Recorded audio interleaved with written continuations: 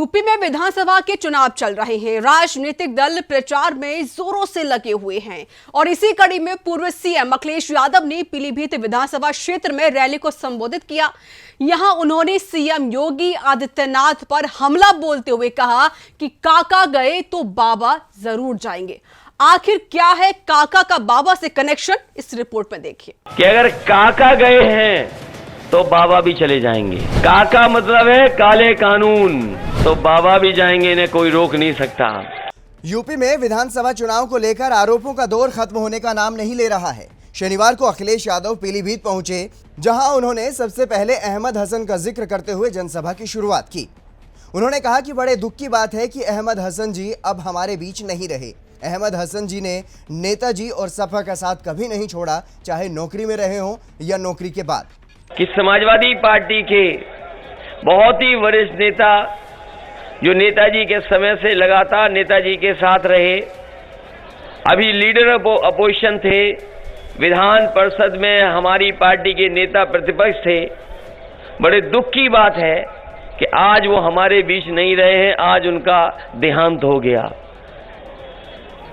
हमें दुख है इस बात का कि पार्टी के बहुत वरिष्ठ नेता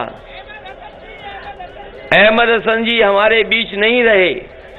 हमें दुख की बात है इस बात को लेकर के कि जिन्होंने कभी नेताजी के साथ शुरुआत की, और वो ऐसे नेता थे कि जिन्होंने नेताजी का साथ जब नौकरी कर रहे थे तब भी दिया, और जब नौकरी से रिटायर हो गए वो नेताजी के साथ आ गए, समाजवादी पार्टी के साथ आ गए, कभी उन्होंने साथ नहीं छोड़ा। पीलीभीत में समाजवादी पार्टी मुखिया अखिलेश यादव ने एक रैली को संबोधित किया। यहां उन्होंने काले कानून का जिक्र करते हुए सीएम योगी आदित्यनाथ पर तंज कसा। उन्होंने कहा, हमें सावधान रहना पड़ेगा। हम जानते हैं कि अगर काका गए हैं तो बाबा भी चले जाएंगे।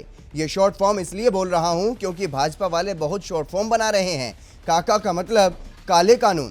हमें सावधान रहना पड़ेगा, और हम तो जानते हैं कि अगर काका गए हैं तो बाबा भी चले जाएंगे।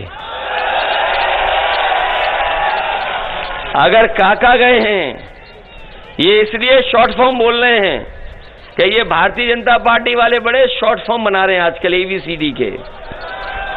तो काका गए हैं तो बाबा भी चले जाएंगे। काका मतलब है काले कानून।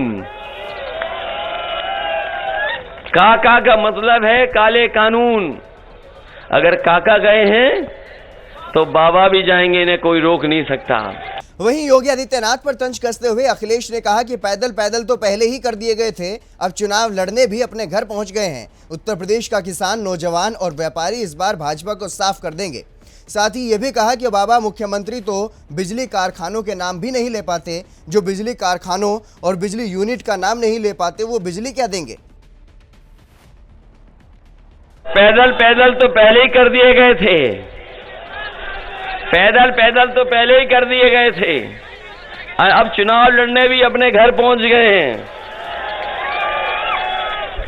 ये उत्तर प्रदेश की जनता भारतीय जनता पार्टी को माफ नहीं करेगी। उत्तर प्रदेश का किसान, नौजवान, व्यापारी इस बार भारतीय जनता पार्टी को उत्तर प्रदेश से साफ कर देगी।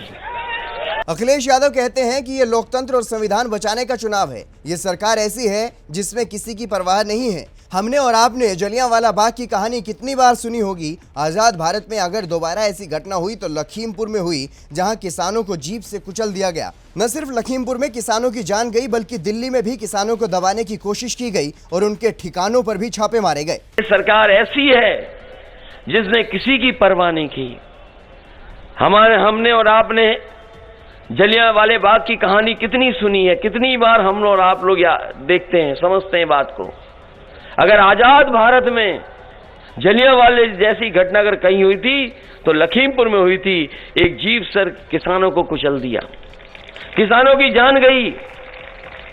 न केवल यहां पर जान गई हमारे किसानों की, बल्कि आपने दिल्ली में देखा होगा, किसान आंदोलन करता रहा। उस आंदोलन को खत्म करने के लिए कीलें लगाई गई, बोल्डर लगाए गए, और जो कुछ सरकार कर सकती थी, FIR दर्ज कराने से लेकर के उनके घरों पे छापा, और अगर निकलते थे तो जगह जगह पर बैरिकेडिंग। तीसरे और चौथे चरण की वोटिंग से पहले पीलीभीत पहुंचे सपा प्रमुख ने भाजपा पर जमकर हमला बोला। सपा प्रमुख अखिलेश यादव ने कहा कि पहले और दूसरे चरण में हम सीटों का शतक लगा चुके हैं, तीसरे और चौथे चरण में भी इसे दोहराएंगे और 100 सीटें लेंगे। चौथे चरण तक बहुमत मिल जाएगा।